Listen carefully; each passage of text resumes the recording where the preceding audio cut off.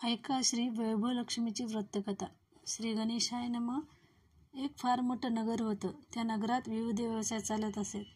जसे कथाकीर्तन, देवभक्ती, देवपूजा वगैरे चाले, जसे चोऱ्या, दरोडे, मद्यपान, जुगार हेही चालत असे. नीतिमान व धर्मशील माणसे त्यापासून 4 हात दूर होती. अशात एक नगरात एक दाम्पत्य राहत असत. पतीचं नाव होतं युगधर, पत्नीचं नाव योगिनी. पत्नी भाविक, श्रद्धाळू, सुशिक्षित होती. पती उद्योगी होता. स्थिती चांगली होती. संसार सुखात होता. योगिनी रोज देवीच्या देवळात जात असे. एखादे भजन म्हणत असे. पतीचीही तिला साथ होती, पण कालचक्र सतत चाकाच्या आराप्रमाणे फिरत असते आणि भाग्यपंक्तीही. युगधराला आपण एकदम श्रीमंत व्हावे असे वाटू लागले आणि तो जुगारी बनला. जुगाराने कोणाचे भले झाले आहे. शूर कृतिवज्ञ पांडवांनाही त्यामुळे 12 वर्ष वनवास भोगावा लागला. द्रौपदीची विटंबना झाली. वैभव गेले. भगवान श्रीकृष्णाची कृपा म्हणून अखेर विजयी झाले. युधिष्ठिराने नगरात प्रवेश करताच दुर्गामातेचे स्तवन केले. सारांश श्रीमत अनंत दुर्गामाता यांच्या कृपेने पांडव पुन्हा स्थितीत आले. परमेश्वरी अधिष्ठाने महसंकटे निवारण होतात हेच खरे. युगधराने आपली संपत्ती, पत्नीचे दागिने, सारे वैभव जुगारपायी गमावले आणि मद्याच्या व्यसनाने त्याचा ताबा घेतला. शीलवती योगिनी काबाड कष्ट करून देवीची करुणा भासू लागली. ती संकोचाने बाहेर पडत नसे. देवळातही जाईनाशी झाली. घरीच देवीची करुणा भासू लागली. इकडं काय झालं? देवीला आपल्या प्रिय भक्तिनीची अनुपस्थिती जाणू लागली. अन्नचिंतन करणारी, मजा बजणारी, आनंद देणारी योगिनी का बरं येत नाही? मला तिच्याकडे गेलेच पाहिजे. मग काय उशीर? देवीने शेच वस्त्र परिधान केलं आणि वृद्धस्त्रीचं रूप घेतलं. आली योगिनीच्या दारापाशी. दार बंद होतं. आत योगिनी अन्यभावाने करुणानेच देवीस ओळीत होती. वृद्धस्त्रीने दार वाजवले. योगिनीने दार उघडलं. कोण हवे आपल्याला आजीबाई? योगिनी म्हणाली. अगं मी तुझ्याकडेच आहे. देवी म्हणाली. अगं मी तुझ्याकडे आहे. ओळखलं नाहीस मला? मी देवळात असते. तुझी प्रार्थना भजन ऐकते. का बरं येत नाहीस हल्ली? वृद्ध म्हणाली. योगिनी हमसामसी रडू लागली. वृद्धेने पाठीवरून हात फिरवला. तिचे डोळे पुसले आणि मग योगिनीने आपली करुणा कहाणी सांगितली. वृद्धेने सांत्वन केले. चिंता करू नको म्हणाली. एकाएकी दिव्य प्रकाश खोलीत पसरला. योगिनीला देवीचे दर्शन झाले. देवीने डोक्यावर हात ठेवला व म्हणाली. सुखामागून दुःख आणि दुःखामागून सुख हे रहाटघाट आहे. उद्यास्त सूर्यालाही अस्त आहे.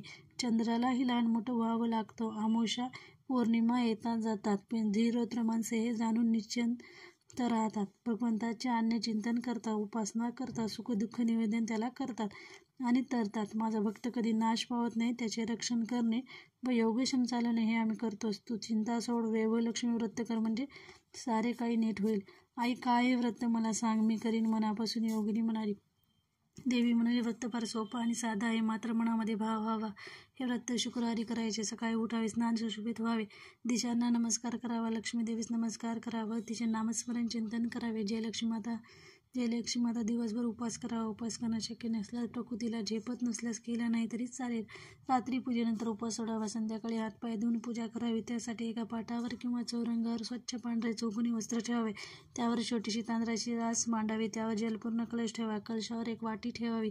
त्यात सोन्याचा किंवा चांदीचा दागिना ठेवा. तो नसेल तर 1 रुपयाचे नाणे ठेवावे. कलश ठेवण्यापूर्वी राशींवर कुंकवाची स्वास्तिक काढावे. कलशाला कुंकवाची बोटे असते रेगा ओवाळायचे. यंत्र कलशाला टेकून अथवा जवळच ठेवावे. प्रथम दुपारी विड्यावर पाणी सोडून गणपती पूजन करावे. हळदी कुंकू आदी सुगंधी द्रव्य देवीस व श्रीयंत्रास अर्पित करावे. तांबडे फूल देवीस वाटे श्रीयंत्रास व्हावे.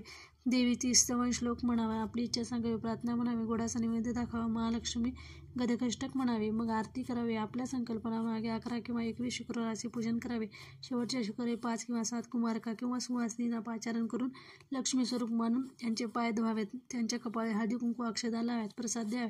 तसेच या व्रतकथेचे नवीन एक पुस्तक द्यावे. त्या दिवशी यथाशक्ती भोजन घालावे. देवीच्या नैवेद्यास खीर करावी. पूजाविधी आटोपल्यावर दागिने परत अंगावर घालावे अथवा जागच्या जागी ठेवून द्यावे. कळशातील पाणी तुळशीस विसर्जन करावे. तांदूळ पक्ष्यांना खायला ठेवावे. या व्रताने ऐश्वर्य, संपत्ती, सत्य मिळते. संकटे नाहीशी होतात. घरात सुख समृद्धीची भरभराट होते. लक्ष्मीचा वास घरात राहतो.